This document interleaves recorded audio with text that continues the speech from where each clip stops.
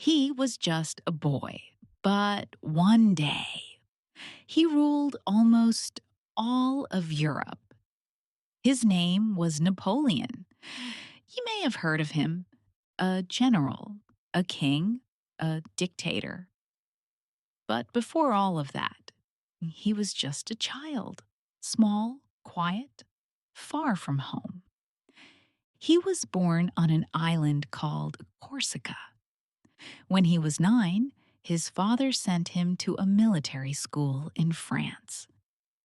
He did not speak French well. He had no friends, no family there. He walked alone.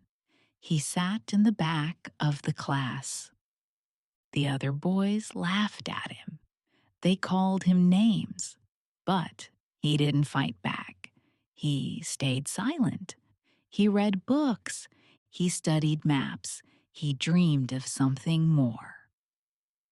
One cold day, he wrote to his mother, "No one understands me here, but I will stay strong." This is not just a story about war.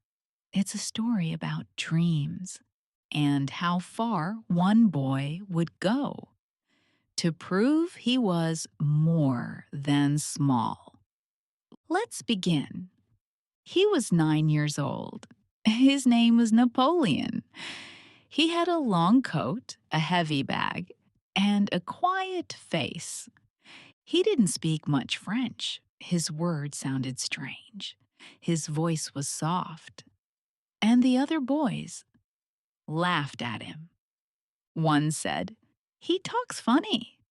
Another said, "Why is he here?" They pointed. They whispered. But Napoleon stayed silent. He walked into the classroom, cold walls, a wooden floor. He sat in the back. No one sat near him. No one said hello. At night, he did not play. He read. He read about great men Julius Caesar, Alexander the Great. He copied maps. He wrote notes. And he dreamed. He wrote to his mother, "No one here is kind, but I will learn. I will be strong." One day, the teacher asked, "What do you want to be?" One boy said, "A king." Another said, "A general." Napoleon stood up and said, "I want to be myself." The class laughed, but he didn't. He looked down, then said quietly, "Maybe. I'll be more than all of you." He didn't fight the boys. He didn't try to be liked. He watched. He listened. And he waited. Because deep inside, he knew. One day, the world would say his name. Years passed. He studied more than anyone. Let's see what came next. France was changing. People were angry. The king was gone. The country was in chaos. It was the time of the French Revolution. People fought in the streets. Power changed hands every week. No one felt safe. And in the middle of it all stood a young officer named Napoleon. He was 24 years old. He wore a thin coat and a sword that was too big for his side. But his eyes were sharp. His voice was calm. His first real test came in a city called Toulon. There, rebels took control. The French army needed a plan. Other generals were scared. Napoleon stepped forward and said, "Let me lead." He studied every hill, every gun, every road. He worked through the night. He told the men where to stand, when to fire, where to move. The next morning, the sky turned gray. Cannons roared, smoke rose, and Napoleon stood in the front line. A bullet hit near his feet. Dirt flew in his face. He didn't blink. One soldier whispered, "He's not afraid." Another said, "We follow him." He got hurt that day. A sharp piece of metal cut into his leg. Blood filled his boot, but he stayed. He gave orders. He did not sit down. That one day changed everything. He was no longer the quiet boy. He was a leader. France had found a new hero. But inside, he still felt like the boy in the back of the class. That victory brought fame, and fame brought something new: love. After Toulon, everything changed. People said his name loudly: Napoleon, Napoleon. He was only 26, but in the streets of Paris, children waved flags. Soldiers stood straighter. The newspapers called him the young genius. He wore a new coat now, clean, sharp. He walked tall, but inside, he still remembered the cold schoolroom and the lonely desk in the back. He had everything: respect, power, titles. But some nights, he still ate alone. He still read by candlelight. He still asked himself, do they love me? Or just my victories? One afternoon, a woman gave him flowers. She said, "You saved our country." He smiled, but didn't say a word. Later, he stood at a window. He looked down at the flowers. He whispered, "I don't even know how to accept kindness." A young soldier once asked, "Sir, how did you win Toulon?" Napoleon answered, "I did not sleep. I did not stop. I only thought about victory." The soldier smiled. "I want to be like you." Napoleon shook his head. Number, be better than me. He walked past a bakery. The smell of fresh bread filled the air. Children laughed nearby. He paused. He almost smiled. But then he turned away. Fame was loud, but it could not speak to the heart. He was a hero, but not a happy one. He was strong, but not full. And then he met her. She was beautiful. Her name was Josephine. She had soft eyes, a gentle smile, and when she spoke, the world seemed quiet. Napoleon met her in Paris. He looked at her once and could not look away. He wrote to her that night, "Your name is in my heart. It burns there like fire." Josephine smiled when she read his letter, but she did not feel the same fire. She liked him. She was kind, but her heart was still far away. They married in 1796. Napoleon kissed her hand. He promised love forever. The next morning, he left for war in Italy. Before he rode away, he said, "Write to me every day." She nodded, but her eyes looked past him. Napoleon wrote letters. So many letters. "My sweet Josephine, I think of you every hour, every breath." But days passed, weeks passed, no answer. Then one short letter came. "Dear Napoleon, I hope you are well.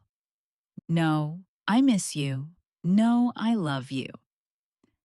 At night, he sat by a candle. He held her letter in both hands. His eyes were red, his voice quiet. "You are my heart," he whispered. "Why can't you feel it?"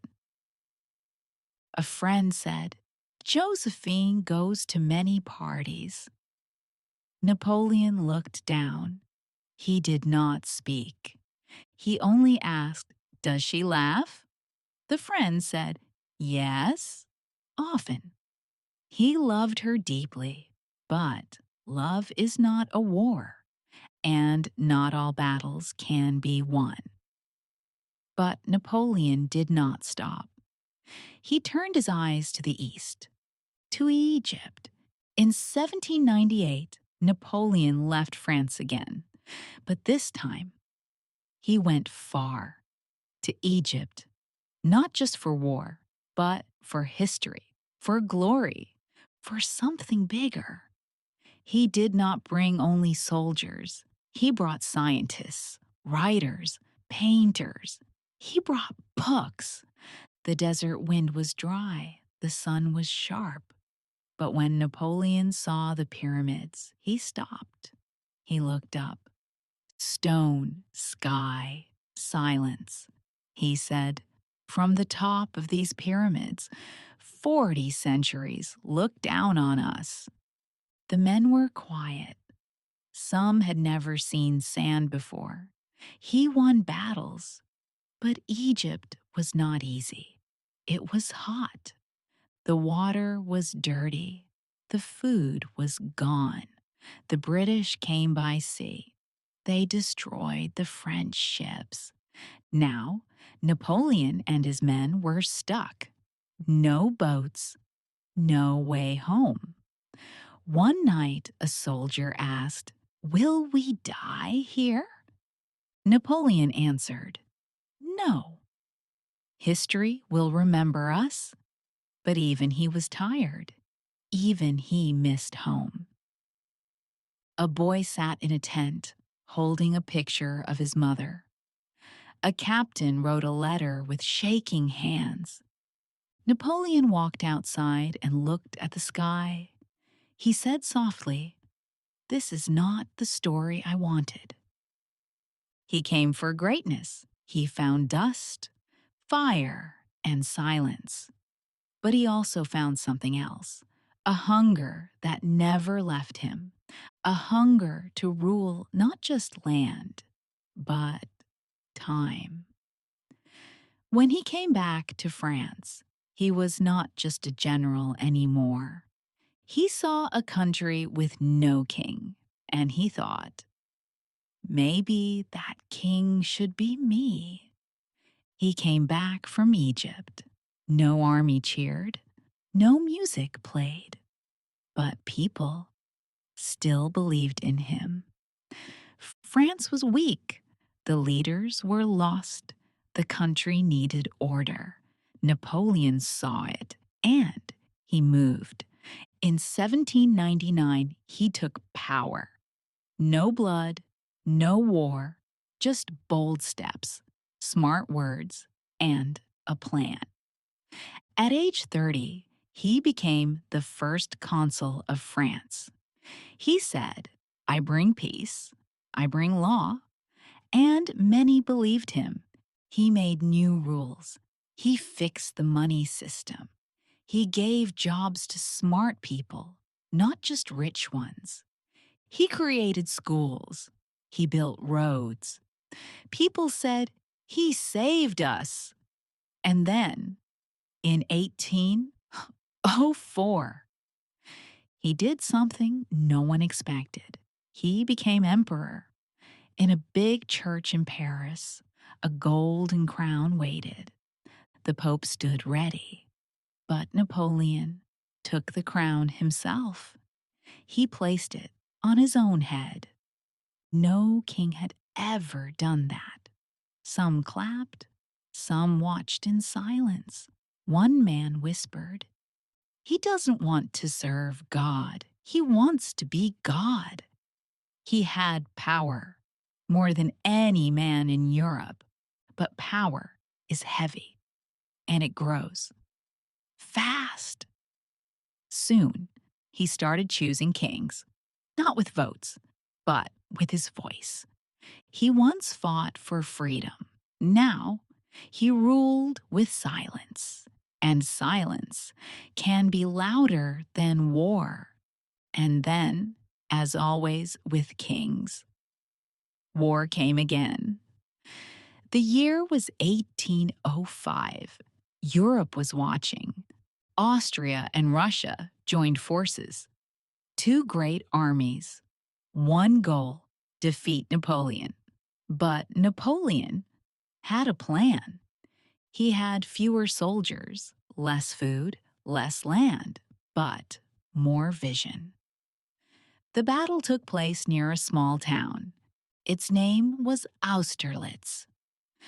The night before the fight, Napoleon walked alone. He looked up at the stars. He said, "Tomorrow I will show them who I am." At sunrise, the enemy attacked. Fast, hard. They thought the French were weak, but it was a trap. Napoleon had placed his men carefully, hidden, quiet, ready. When he gave the signal, they moved like fire. By noon, the enemy line was broken. By sunset, they ran. Thousands were captured. Thousands more never stood again. Napoleon watched the smoke rise. He said only one word: done. It was his greatest victory. Perfect, clean, complete. His officers smiled. His men cheered. But he did not. That night, he sat by the fire. He looked into the flames and whispered, "Too many died. Even when I win, I lose." He had everything now: land, titles, power, respect. But something inside him had changed. Victory, too many times, can become a kind of silence. And after glory came something else: fear. He won again and again and again. He chose kings. He drew new borders. He made laws. And no one said no. Not out loud. In Paris, the streets looked safe. The baker baked. The teacher taught. The soldiers marched. But something had changed. People spoke softer. They looked behind before they talked. They said his name quietly: the Emperor. He closed some newspapers. He arrested writers. One man wrote, "Too much power is dangerous." The next day, he disappeared. His wife cried in the street. A stranger said, "Be quiet, they can hear." At home, a child asked, "Papa, is Napoleon good?" The father paused. He closed the window. He said, "We don't ask that question." Napoleon sat in his palace. He looked out the window. The city was quiet, too quiet. He wrote in his notebook, "I bring order. I bring peace." Then he stopped. He did not write more. Even his generals felt it. One said, "We win too much. We march too far." But no one can say stop. The streets were full of people, but full of silence, too. He once fought for freedom. Now, people feared to speak, not because of war, but because of him. But even the strongest rulers cannot stop winter, and winter was coming from the east. In 1812, Napoleon made a choice. He wanted more. He wanted Russia. He thought it would take weeks. He was wrong.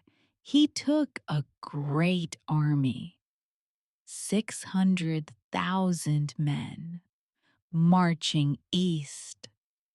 They sang, they smiled, they believed. Napoleon rode in silence. He looked at the trees, the sky. He did not smile, but Russia did not fight. The Russian army moved back. Each time the French came close, they burned their own towns, burned food, burned homes. Napoleon found only smoke. One soldier asked, "Where is the enemy?" Another said, "Maybe the enemy is the land." It got colder. Men walked slower. They had little water, little bread. Some ate snow, some ate horses, some did not wake up. Napoleon entered Moscow, but it was empty. No welcome, no food, no peace. That night, the city caught fire. Flames rose into the black sky. He stood in silence. "This is not a victory," he said. Winter came. The army turned back, but it was too late. One morning, Napoleon passed a boy sitting in the snow. The boy held his arm. It was frozen. Napoleon asked, "Where is your unit?" The boy said, "Gone." From 600,000 men, only about 100,000 returned. His greatest mistake was not the cold. It was believing he could not fail. He wanted to conquer a land, but the land conquered him. And from that moment, his fall had begun. He lost. He was no longer the great emperor. The kings of Europe joined together. They forced him to step down. In 1814, Napoleon left France. He was sent far away to a small island called Elba. His crown was gone. His army was gone. But inside, he was still Napoleon. On Elba, he walked every morning. He read books. He talked to no one. He listened to the wind. But news came. Back in France, people were angry. The new king was weak. The people missed order. They missed him. Napoleon heard. He closed the book in his hand. He whispered, "It's not over." In March 1815, he left the island with a few men, no army, no weapons, just belief.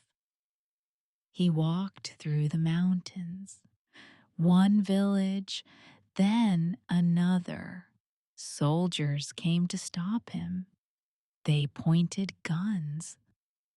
Napoleon stepped forward. He opened his coat and said, "If you want to shoot your emperor, do it now." No one fired. One by one, they joined him. He did not fight. He did not need to. He returned to Paris as a hero again. People shouted his name, Napoleon, Napoleon. But this time, it felt different. He was back.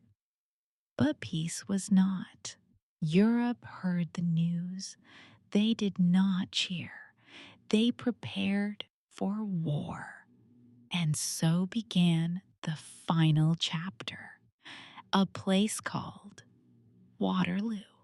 June 1815. Napoleon stood on a green hill. He looked over the field. He saw the British army in the distance. His men waited. His heart beat slow. He whispered, "One more victory." The morning was dark. Rain fell all night. The ground was soft. The horses sank. But the battle began. Cannons fired. Smoke rose. Soldiers ran. Men fell. Napoleon gave orders. His voice was strong, but inside, he felt tired. Too many battles, too many years. He waited for help. More soldiers were coming, but they came too late. The British pushed forward. The French line broke. Some men dropped their guns. Some ran. Some cried. Napoleon stood still. He watched it all. A general said, "Shall we retreat?" Napoleon closed his eyes, then said softly, "Yes, it's over." That night, the battlefield was silent. Only the wind moved. Only the wounded spoke. Napoleon rode away. He said no words. He looked back once, then never again. He gave everything to war, and war took it all. His army was gone. His dream was gone. And this time, there was no return. They sent him far away, to a place beyond power, beyond history, to an island called St. Helena.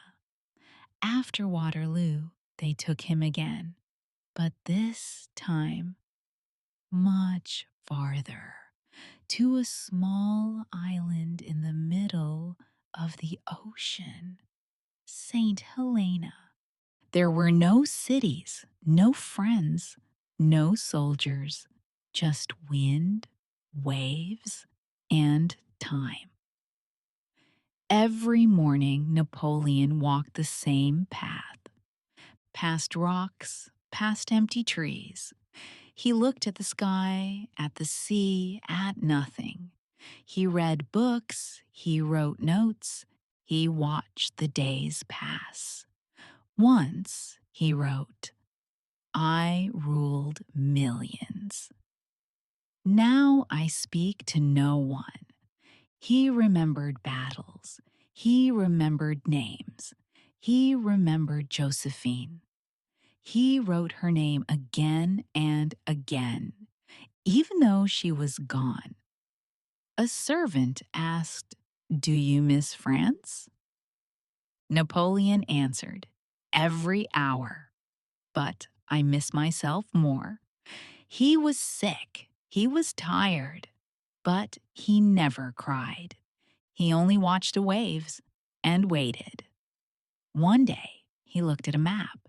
His finger touched Corsica, then Paris, then Moscow. He whispered, "I was everywhere. Now I am nowhere." He died in 1821 on that quiet island, far from war, far from glory, but not forgotten. The world moved on, but the silence he left still echoes. Because even when the battle ends, some stories still wait to be heard, and some names never truly disappear.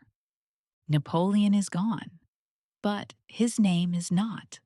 More than 200 years later, people still ask, who was he, really? A hero? A tyrant? A man of peace? Or a man of war? He changed laws. He built schools. He created a system of rules still used today. In France, students learn the Napoleonic Code. Judges use it in court. It's clear. It's fair. He believed in order. He believed in logic. In Poland, in Italy, in Germany, some people still thank him. He gave hope. He gave structure. He gave a new way to think. But others remember different things. They remember war, dead sons, empty towns, silence after cannon fire. They remember fear, newspapers with one voice, people whispering in cafes, doors closed, questions never asked. A teacher asks, "Was Napoleon a good man?" One student says, "Yes, he built a strong country." Another says, "No, he wanted too much." The teacher smiles and says, "Maybe he was both." He once said, "History is written by winners." But even winners cannot write the whole truth. So we ask again, was he a genius, a dictator, a dreamer, a destroyer, or just a man? I am not afraid of lions led by sheep. I am afraid of sheep led by a lion. Napoleon said that. He was small. He had an accent. No one liked him at school, but he changed the world. He lost battles. He made mistakes. He hurt people. He broke hearts. He broke rules. But he also built laws. He gave people new ideas. He turned books into armies and dreams into action. We don't need to be emperors. We don't need to win wars. But maybe we can learn something from him. Dream big, work hard, think deeper, and always ask, what kind of person do I want to be? Thank you for walking with us through this story. If you enjoyed this journey, we invite you to meet someone very different and frank. A girl with no army, no crown, but a voice that changed the hearts of millions.